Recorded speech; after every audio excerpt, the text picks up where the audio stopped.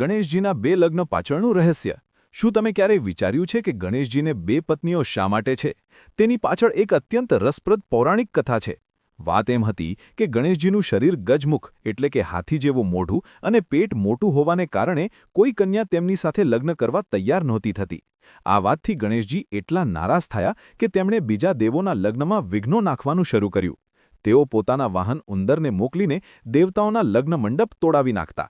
આ સમસ્યાના ઉકેલ માટે બધા દેવો બ્રહ્માજી પાસે ગયા.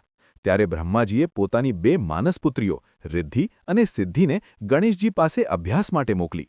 જ્યારે પણ કોઈના લગ્નની વાત આવતી ત્યારે રિદ્ધિ અને સિદ્ધિ ગણેશજીનું ધ્યાન ભટકાવી દેતી, જેથી લગ્ન નિર્વિઘ્ને પૂરા થઈ જાય. જ્યારે ગણેશજીને આ વાતની ખબર પડી ત્યારે તેઓ ક્રોધિત થયા.